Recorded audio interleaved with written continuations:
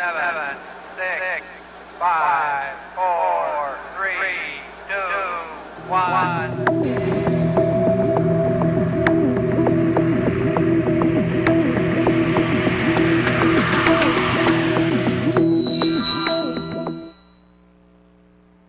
Buenas noches tengan todos ustedes, bienvenidos a este plan de vuelo, este jueves 21 de marzo, una fecha muy especial para todos los mexicanos y en especial para Latinoamérica, en la fecha en que se conmemora el natalicio de don Benito Juárez, quien fuera el pilar de la reforma, y en esa reforma el logro más importante es separar a la iglesia del Estado, al César lo que es del César y a Dios lo que es de Dios, y así recordamos al natalicio de don Benito Juárez en este plan de vuelo que nos va a llevar un poquito a hablar de Juárez, de su papel como masón y mitos y realidades de la masonería. Le invitamos a que nos llame al 432-3006, 432-3006, y le recordamos también nuestras redes sociales, en Twitter es @plan de vuelo TV, y en Facebook, facebook.com/plan de vuelo TV. Y bueno, para iniciar este viaje le doy la bienvenida aquí a nuestra copiloto en este vuelo, antes de presentar a nuestro invitado, a Fabiola Lara. Fabiola, muy buenas noches. Luis Rubén, muy buenas noches a todo nuestro público, muchas gracias por su atención. Y bueno, vamos a comenzar, nuestra primera escala va a ser precisamente en Roma, en el Vaticano. Vamos a empezar a ver un video, un fragmento de una película que ha causado mucho revuelo. Yo creo que es una de las películas y uno de los libros que ha marcado la historia del cine mundial, y sobre todo en cuestión de libros, uno de los libros más leídos de toda la historia, el bestsellers en todo el mundo, traducido a 15 idiomas. Estamos hablando de una película que fue libro primero, después fue una de las mejores películas, y bueno, aquí vamos a ver un fragmento con lo que vamos a empezar este viaje por el recorrido por la masonería. Corre video, por favor. Bueno, estamos iniciando nuestro viaje con una escena del Código Da Vinci, una película que llama mucho la atención, y sobre todo que en algunos sectores de la Iglesia Católica causó mucho revuelo. Y bueno, es una película que habla mucho de los simbolismos, habla mucho de estas sociedades secretas, de los templarios y sobre todo de la masonería, y para ello le damos nuestra bienvenida al licenciado Auden Acosta Roibal, quien nos acompaña aquí esta noche para darnos un recorrido por un poquito lo que es la masonería. Maestro, muy buenas noches. Muy buenas noches, les agradezco, Fabiola, Rubén, que me han permitido estar en esta ocasión con ustedes para, en este plan de vuelo, hablar de los temas que aquí interesan, de la fecha que hoy conmemoramos, de Benito Juárez, y por supuesto los temas ahí colaterales que puedan resultar de la institución masónica. Así es, algo de su currículum, maestro, es el maestro Auden Acosta, es licenciado en Derecho por la UACH, es miembro activo de la Gran Logia Cosmos del Estado de Chihuahua desde hace 22 años, aunque se ve muy joven, es grado 33 del rito escocés, es delegado supremo del Consejo de México en la ciudad de Chihuahua, es venerable maestro de la Logia Constancia y Trabajo número 1 en el año 94, y diputado gran maestro de la Gran Logia Cosmos del Estado de Chihuahua en el periodo 2003-2005, toda una trayectoria en la masonería. Y bueno, con eso podemos empezar. Fabiola, ¿cómo la ves? Con el maestro, y bueno, esta película, ¿ya la había visto, maestro? Sí, me llama mucho la atención, por supuesto que parte del libro de Dan Brown, así es, el código Da Vinci, que de ahí nos embona con Leonardo da Vinci. Por supuesto que la película es una adaptación de esta novela, que efectivamente fue un bestseller. Como novela, como tal, creo que es una buena novela, atrapa al lector, sobre todo porque le da el ingrediente policíaco de las persecuciones, de ya al miércoles los alcanzamos, etcétera, etcétera, y el ingrediente que le da de las sociedades secretas. En lo particular, puedo decir que, siendo un poco objetivos, esta novela toca temas muy importantes de interés, pero que desde mi punto de vista están más en el terreno de lo fantasioso que de lo real. Y bueno, eso pasa muy común en cuestiones de masonería. Cuando hablo de masonería hay muchos mitos, hay muchas verdades ocultas, y hay sobre todo muchas leyendas, ¿no? Ahorita hablando de los rituales, si quieren más adelante lo abordamos. Bueno, pero primero que nada, para todo nuestro público, ¿qué es la masonería?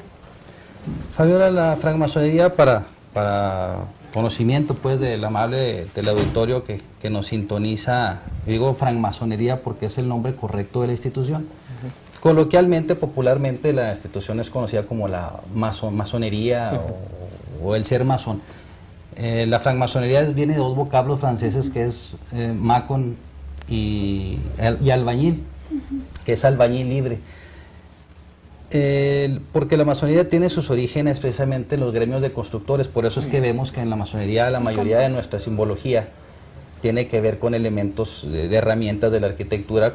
El más conocido, por supuesto, pues es que la escuadra y el compás, la regla, pero para nosotros tiene una simbología, sobre todo de orden moral. Esa es la institución, es una asociación filantrópica, progresista, filosófica, que pretende que en sus miembros, en sus adeptos, pues haya un progreso de todo tipo, en el orden espiritual, en el orden moral, en el orden intelectual. Eso es ¿Cuántos ritos hay? ¿Qué significa que la masonería tenga ritos? Los ritos masónicos, por decirlo de una manera sencilla, es la forma en que se organiza la masonería en una circunscripción, en una época, en un lugar, de tal suerte que el rito masónico nos define cómo se organiza, cómo se conceden o se transmiten sus grados, sus leyes, sus órganos de gobierno. Eso significa el rito masónico. Es básicamente una manera de organizarse. Es una forma de organizarse. Hay, sin precisar el número, decenas de ritos a nivel mundial, es decir, con una presencia mundial, como en este caso los más conocidos, y que inmediatamente los vamos a ligar con el tema histórico, que es el escocismo y el yorquino. Hay otros ritos que es al que pertenecieron libertadores como Simón Bolívar, que en mucha época se discutía mucho los pleitos políticos entre las logias yorquina y escocesas, ¿va? Efectivamente, y sobre todo, pues bueno, en México también es un tema que quizá ahorita más adelante toquemos, pero hay otros ritos de un orden más local, como en México precisamente fue el rito nacional mexicano, que es en el que se inicia Juárez. Okay. El rito nacional francés, el rito egipcio, el rito de Misraim. Hay una infinidad de ritos que en diferentes épocas y lugares se han generado. Bueno, si quieren, después del corte vamos a platicar y seguir platicando de los ritos. Si usted tiene dudas sobre la masonería, comentarios, llámenos 432-3006, 432-3006, en Facebook, Plan de Vuelo TV, y en Twitter, @Plan de Vuelo TV. Esperamos sus comentarios. Vamos a un corte, Fabiola, y regresamos.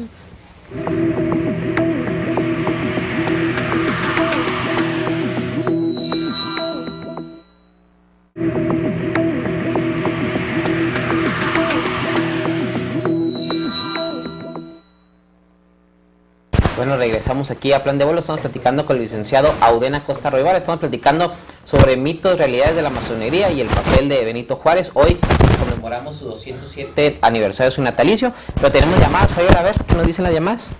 Bueno, Arturo Rodríguez, la masonería no es secreta, es discreta. Salud, fuerza y unión para mi hermano Auden, de Jorge Torquemada.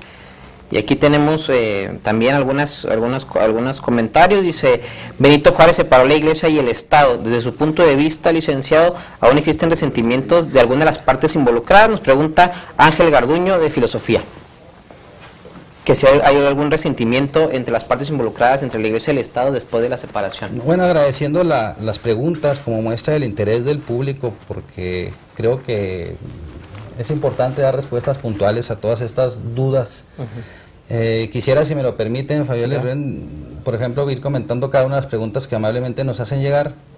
Tiene razón Arturo Rodríguez cuando dice que en estos momentos la masonería, como otras tantas organizaciones de similar naturaleza, no es secreta, es realmente es discreta. Antiguamente, por los contextos generales, las sociedades se tenían que mover de esta manera. Incluso la propia pertenencia a las logias masónicas de sus miembros era totalmente secreta. Incluso las familias cercanas a ellos prácticamente se enteraban de su militancia en las logias hasta que fallecían, cuando iban y buscaban en sus pertenencias, en sus artículos personales, y se encontraban con un mandil masónico, con una banda, con literatura. Actualmente, efectivamente, la masonería es una organización discreta. No hacemos de una manera tan pública nuestras actividades, pero estamos incrustados pues en un nuevo mundo, una nueva realidad. Tenemos nuestra página de internet, tenemos redes sociales, en fin. Se venden artículos de masonería, incluso en redes sociales, anillos, los mandiles. Efectivamente. Así. A quien habla aquí como Jorge Torquemada, pues le agradezco mucho, igualmente le deseo lo mejor. Y acá Ángel Garduño, sobre el resentimiento de la iglesia y el Estado, de las instituciones a raíz de la separación que Benito Juárez García hace en el Estado mexicano. Sí, bueno, tendríamos que remontarnos muy bien y ubicar para comprender cuál fue la obra política y jurídica de un presidente como lo es Juárez. ¿Por qué está tan arraigada su presencia, su personalidad? Quizás sea de los próceres mexicanos el que más arraigado está en la conciencia del pueblo mexicano. Por su calidad de presidente, por lo que hizo, por su condición de jurista, incluso me atrevería a decir que hasta por sus condiciones de vida personal, por su historia de vida, también yo creo que hay mucha identificación con el pueblo claro. Mexicano, ese pueblo que sale adelante, que enfrenta las adversidades. Y para comprender muy bien su actuación, qué fue lo que motivó a un proyecto que él encabezó, porque por supuesto no fue solo, hubo una serie de mujeres, de hombres liberales que en su momento les tocó enarbolar un proyecto para ir consolidando al Estado mexicano.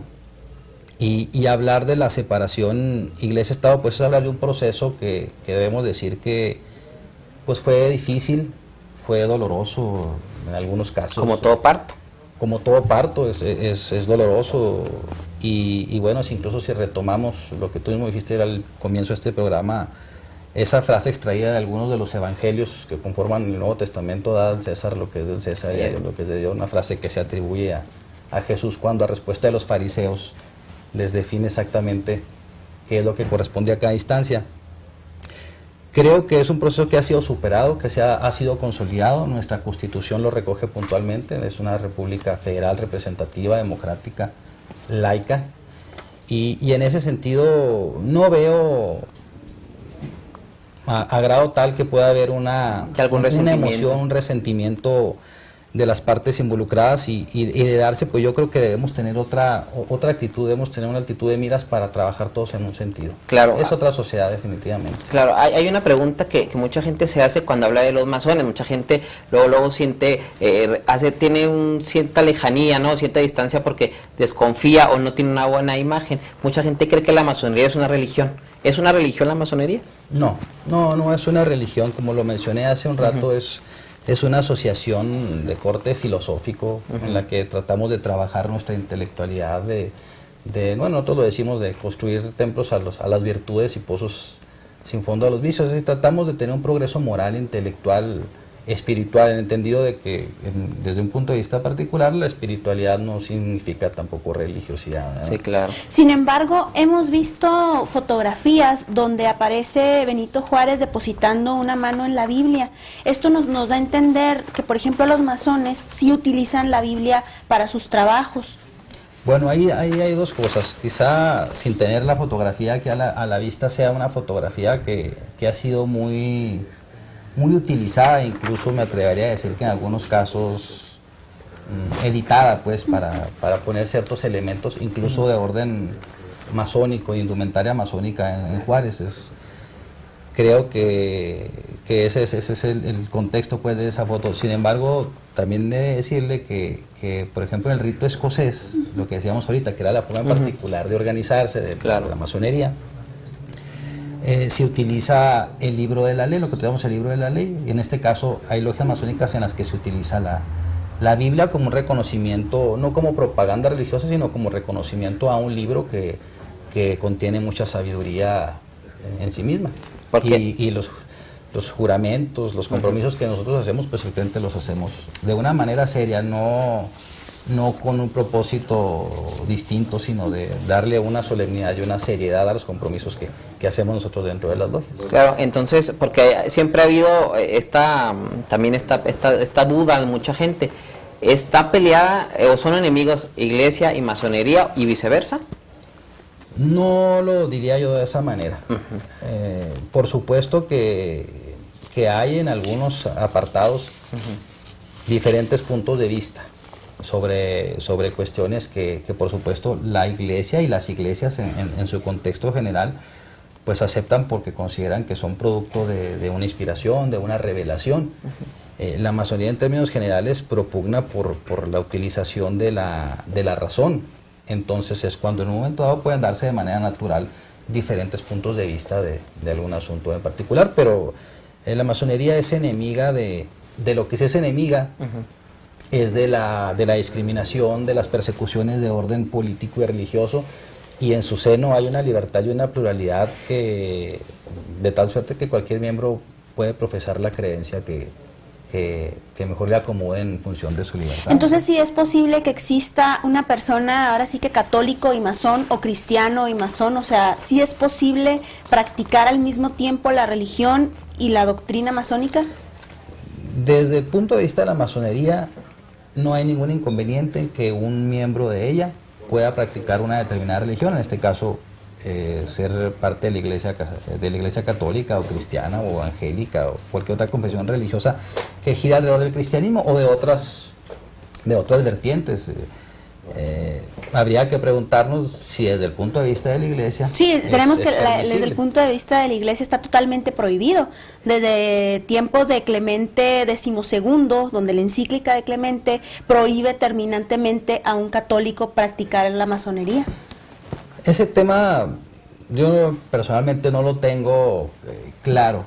Hay quien dice que aún permanece esa excomunión, hay que decirlo, que la primera ocasión que se da es precisamente una bula papal que se llama In Eminenti, en la que se excomulga a quienes pertenezcan no nada más a la masonería, a otro tipo de sociedades similares. Hay quien dice que ha habido, y efectivamente así ha sido, sin conocer a fondo, han confirmado esa bula papal, y también hay quien he escuchado al menos opiniones, voces de quien dice que ha sido levantada esa excomunión, pero yo creo que en estos momentos actuales hay una disposición al diálogo, pues para convivir. O sea, en síntesis, no chocan las teorías. Una persona que profese la religión católica no va a chocar con la doctrina masónica, no va a tener ahí conflictos de interés, de sentimientos, ¿sí es posible llevarlas al mismo tiempo? Desde mi punto de vista es posible.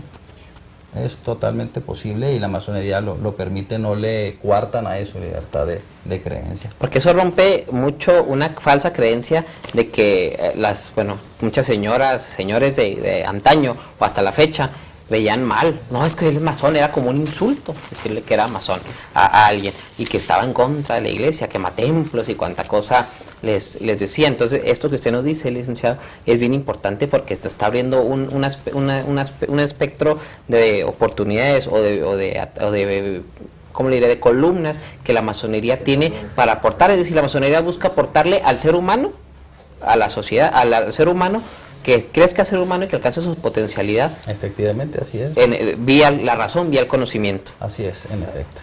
Bueno, es bien importante, porque y pocas veces se habla de esto en televisión. Incluso les puedo comentar, particularmente no he estado en ese tipo de logias. Hay logias en las que, incluso hablando de que está presente en un libro como la Biblia, hay logias en las que en otras partes del mundo pueden tener en la Avesta, el Talmud, el Corán. En el rito nacional mexicano, que era el que hablábamos hace un momento, de que era el que había pertenecido a Juárez, ellos son un poco más distantes de esta línea. Ellos ¿Cuál es la diferencia? Tienen la Constitución política de los Estados Unidos mexicanos. ¿Cuál sería la diferencia entre el rito nacional mexicano y otros ritos? ¿Qué diferencias pudiéramos encontrar? Bueno, por ejemplo, una sustancial es esta que les comento. En otras logias, como las que pertenecen al rito escocés, se utiliza en un lugar importante de la logia la Biblia, y sobre ella se compromete sus miembros. En el rito nacional mexicano se utiliza la Constitución política de los Estados Unidos mexicanos. Un lema pues muy socorrido para nosotros y es conocido, no es exclusivo, es conocido, es abierto, es que nosotros todas nuestras actividades en logia las dedicamos a la gloria del gran arquitecto universo, que es otro tema que pudiéramos comentar, que para nosotros es la referencia a esa divinidad, a esa causa primera, a ese ser superior. En el rito nacional mexicano utilizan, creo que el lema es por el triunfo de la verdad y el progreso del género humano. Su propia estructuración gradual es muy distinta a la nuestra. Pero en esencia, la masonería, cualquier rito que asuma, en esencia es lo mismo. Vale, es interesante. Vamos a un corte y dejamos una pregunta abierta para que nos conteste aquí el maestro sobre los rituales. Vimos ahorita en una escena de la película del Código Da Vinci, vimos un ritual, y que nos comente mitos y verdades de estos rituales masónicos. Vamos a un corte, Fabiola. Regresamos, 432-3006.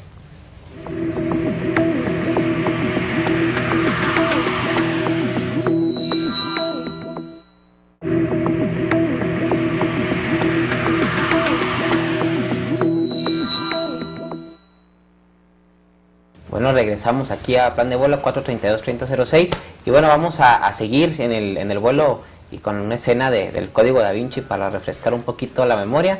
Vamos a ver otra escena del Código Da Vinci, nomás para meternos en este viaje que estamos viendo entre la fantasía y la realidad de lo que es la masonería y cómo lo ha abordado el cine mundial. Vamos a ver el video, por favor. Otro de los mitos que se tiene es si los masones discriminan a las mujeres o no. No, creo que efectivamente eso no corresponde a la realidad. Y de hecho, por ejemplo, ahorita falló todas las diferencias entre, por ejemplo, el rito que tiene particularmente el rito mexicano, es que permite el trabajo mixto de hombres y mujeres. En las logias escocesas es exclusivamente logias de hombres, y así como también se auspician logias de mujeres, pero por una cuestión normativa, no por una cuestión que obedezca a cuestiones de una probable... No hay mixtas, logias mixtas. Sí, hay logias mixtas, aquí en Chihuahua hay logias mixtas, y bueno, de hecho ha habido grandes masonas que son reconocidas y que han hecho grandes aportes y que actualmente tienen un papel importante. ¿Se pueden decir nombres? Sí, pues por ejemplo, a nivel nacional hay una gran masona que yo reconozco que tiene varios textos, que es Melina Pirrone. A nivel local, bueno, pues yo me reservaría sí, para sí, claro, pero pues sí las hay. Sí, hay masonas ¿Cuántas que logias? participan en la academia, en la actividad pública, en el sector privado. En todos lados. En todos lados, así es. ¿Cuántas logias de mujeres hay en México, aproximadamente?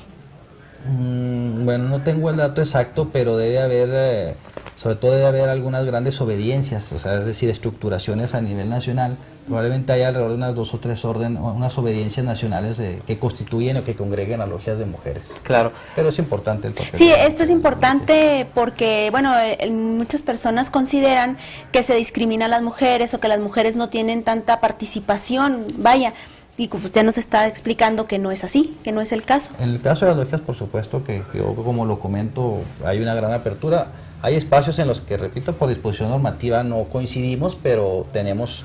La masonería eso ha sido progresista, es decir, la mujer siempre tiene un rol. Así es, importantísimo, de primer orden. Que eso también es un mito que mucha gente dice, las mujeres no pueden ser o pertenecer a la masonería. No, en la masonería hay logias que permiten su pertenencia y lo hacen de una manera brillante. Sí, luego tiene que meterse a defender a las mujeres, ¿verdad? Género, claro. A las mujeres. Claro. Maestro, bueno, y dejamos la pregunta en el corte, los rituales. Vienen ahí algunas escenas del Código Da Vinci que vimos con los rituales. ¿Qué tan ciertos son estos rituales masónicos que hemos visto en películas como el Código Da Vinci o en otras? ¿Qué tan cierto tienen y qué tanta fantasía tienen estos rituales masónicos? Bueno, los rituales masónicos no son más que la práctica ceremonial de las actividades ordinarias, aun y cuando se dan de corte administrativo, y particularmente las ceremonias que tienen que ver con el ingreso y avance de sus miembros.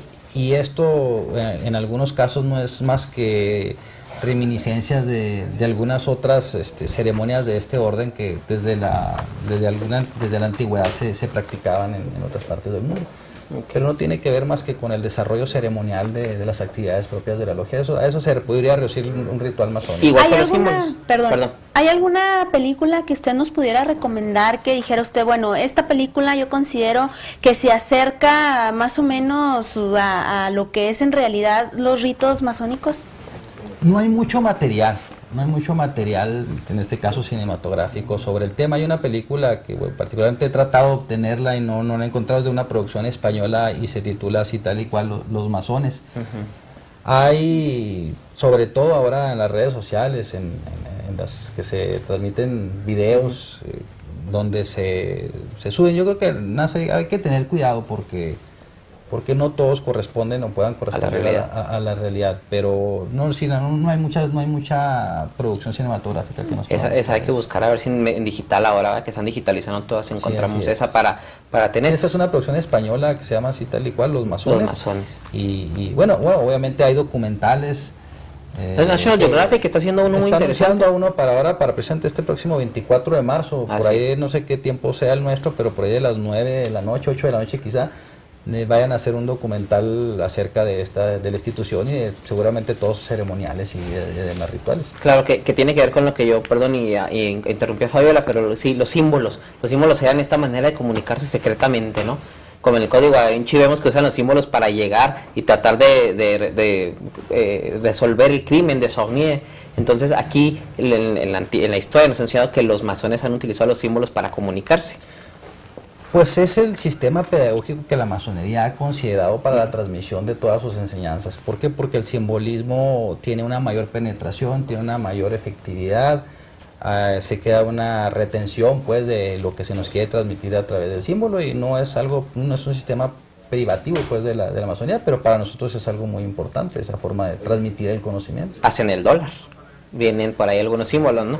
Sí, que no todos son masónicos, Ajá. que también precisamente entramos en el terreno de que lo mítico, entendiendo por un mito lo que pues no corresponde a la realidad. Y incluso también alrededor del dólar, de esta moneda americana, que sí hay algunos símbolos que no todos, debo decir desde mi punto de vista, que no son masónicos. La pirámide trunca, que el ojo que todo lo ve, que algunos dicen que son de influencia Illuminati. Incluso hay quien dice que el propio color del dólar pues no es un color escogido al azar, es el color de una piedra que es la malaquita, sí. que tiene que ver desde el punto de vista ya de la gente que le da una importancia a las piedras y su influencia energética, etcétera, etcétera, que es una piedra que tiene que ver con la buena fortuna. Pero son cosas que ahí andan en el ambiente. Pues, son los mitos, y a pesar de que es tan vasto, hay muy poco material cinematográfico. Este Código Da Vinci, sería Ángeles y Demonios, Dan Brown se ha metido más recientemente. Johnny Depp, From the Hall, es una película que tiene ahí... Bueno, por ejemplo, esa que no es es una versión nueva, hay incluso algunas anteriores, esas giran en torno a la probable personalidad, identidad de Jack el Destripador. En la que se vincula de alguna manera a la institución masónica, como que es la que está detrás realmente de todos esos asesinatos que se cometen de esas mujeres ahí, para salvaguardar sobre todo la corona, ¿no? Pero pues creo que también obedecen a un ámbito legendario y fantasioso. Digo, se puede construir mucho material cinematográfico aparte. No, pues temas de este tipo dan para mucha... Claro. Para mucho insumo novelístico y material bibliográfico, Oli, ¿qué libros nos pudiera recomendar para la gente que le gustan estos temas? Libros de verdad que dijeras, estos son libros buenos que vale la pena leerlos. Bueno, ahorita no me viene a la mente algún título, pero... yo no sé qué tan bueno sea. Ya, por supuesto que ya lo leí. Lo que pasa es que hay que decirlo porque muchas veces trae hasta imágenes, son libros dedicados a un público masónico, pero hay editoriales que tienen línea masónica. Sí, trato de recordar qué libros pudiéramos recomendar al público si desea interesarse un poco más en estos temas. Por ejemplo, Nosotros los Masones, de Armando Hurtado, es un libro que pues es como una guía básica. Al menos a mí eso me dijeron cuando me lo vendieron. Y licenciado, antes de que se nos está agotando el tiempo, pero tiene muchas llamadas, dicen: en muchos países conviven en ideales los masones y las personas que tienen alguna otra religión. En México es muy difícil. No pueden aseverar que no existe un problema en ser católico y ser masón. Los católicos deben acudir con alguna autoridad eclesiástica, como el padre Dizán. Nos mandan aquí una llamada. En una campaña política saludamos a un masón y una vecina nos dijo de hasta lo que nos íbamos a morir. Saludos al licenciado. La familia Osorio Gómez lo felicita. ¿Y cuántos años tiene dentro de la masonería? Aquí en su currículum decíamos que más de 22 años, ¿va? 22 años. Se ve muy joven. Y decía, Juárez recibió educación en escuelas católicas. ¿Acaso han existido sacerdotes católicos pertenecientes a la masonería? Pregunta Rubén Carrillo. En este último tema, sí, sobre todo en la época del siglo, para vincularnos un poco al tema de Juárez, era hasta cierto punto normal que muchos miembros de la iglesia, sacerdotes, es decir, sacerdotes, pertenecieran a las logias masónicas, sacerdotes e incluso miembros del alto clero. Y pues en ese sentido no hay ningún inconveniente en que puedan pertenecer. Han pertenecido, incluso ahorita comentábamos en espacios que sin pretender crear polémica ni decir que hay la evidencia aquí documental y mucho menos, pero como te comentaba, Rubén, de que se dice que el propio Angelo Roncalli, conocido como Juan XXIII, que fue un gran reformador en la Iglesia Católica a través del Concilio Vaticano II, que abrió las puertas realmente de la Iglesia, pertenecía a una logia masónica, y que incluso sus famosas profecías se dieron en una logia de Turquía, y ha habido otros para que vean que todo lo que se dice por ahí es del todo cierto, y que bueno, se puede convivir. Sí, hay una que cosa. tener reservas Sí. en lo que se diga, tanto en un sentido o en otro. Yo creo que aquí lo importante es que la gente que tenga el interés pueda acudir a fuentes serias, a fuentes fidedignas, que le puedan dar más luz respecto a un tema que en este caso pueda resultar de su Claro, interés. y bueno, hoy en el 21 de marzo, día de natalicio de Benito Juárez, Fabiola ya dejó en claro que sí pueden entrar las mujeres a la masonería. Por supuesto. Una Lic, pregunta. ¿cualquier persona puede ser masón? Cualquier persona puede ser masón, por supuesto que hay que cubrirse determinados requisitos, obviamente ser mayor de edad, tener, como en cualquier asociación, bueno, la capacidad de cumplir con obligaciones de orden administrativo que pueda tener uno como en cualquier sociedad, pero en términos generales No hay no ninguna hay ningún discriminación impedimento. o rechazo hacia No. ningún... Bueno, en el caso incluso debo decir es que en las logias escocesas un requisito formal es que sea una persona creyente. Ah. En las logias escocesas una persona que en ejercicio de libertad pudiera profesar un ateísmo no tendría ingreso en las logias escocesas. Es interesante, o sea, Hay logias en otras partes del mundo, en Europa, sobre todo aquellas que vienen muy cargadas de esa tradición racionalista, que sí se confiesan enteramente ateas, pero en el caso de las logias escocesas, de las cuales existen aquí en Chihuahua, una persona necesariamente tiene que creer en esa causa primera, en esa fuerza superior, en esa divinidad. Bueno, muy interesante, de veras, Fabiola.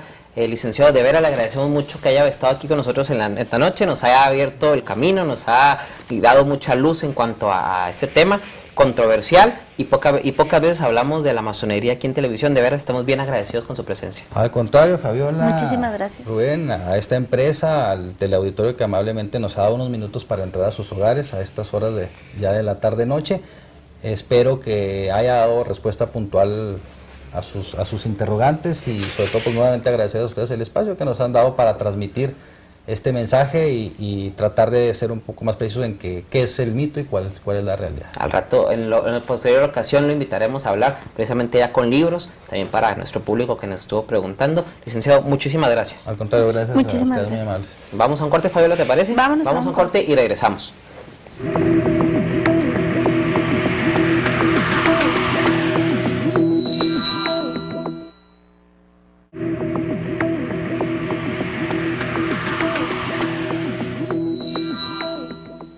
Bueno, regresamos aquí a Plan de Vuelo y estuvimos con el maestro Auden Acosta Roibal, y estamos ahora en otra escala, estamos con también maestro Marco Gutiérrez, el director del Museo de la Lealtad Republicana y buen amigo aquí. Marco, muy buenas noches, bienvenido. ¿Qué tal? Muy buenas noches, un gusto que me hayas invitado, y por fin ya hemos coincidido en la radio y ahora aquí en esta nueva aventura. Muchas gracias por la invitación. No, muchas gracias, y bueno, decirle que el Museo de la Lealtad Republicana, también conocido como Casa de Juárez, ¿verdad, Fabiola?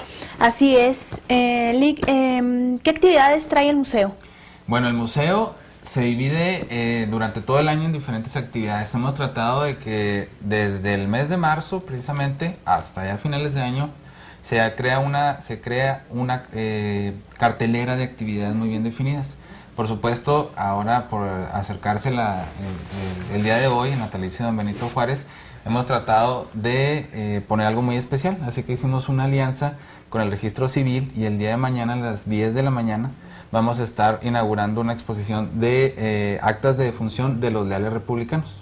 Los leales republicanos eran todas aquellas personas que estaban en Chihuahua, que ayudaron a la causa, digámoslo así, republicana, para que llegara el gobierno itinerante. Entonces, es muy interesante por dos puntos. Primero, porque Chihuahua abrió sus puertas a Benito Juárez, como ahorita ya lo dijo el maestro. En 1864, ¿verdad? El 12 de octubre de 1864 llega Juárez a la ciudad, y es recibido desde el gobernador Luis Terrazas, diferentes personalidades, y pues bueno, esta actividad tiene la doble intención. Primero, esa de recordar estos personajes, y segundo, el fomentar la importancia de la figura de Juárez dentro del registro civil, así de fácil, porque fue uno de los fundadores. Entonces, gracias a Juárez, hoy ya podemos ir a una institución como el registro civil a registrar nuestro nacimiento, nuestra defunción, etcétera, ¿verdad? Que a raíz de las reformas que se generan estas instituciones, que hay que decir que una de las partes fundamentales de la separación iglesia-estado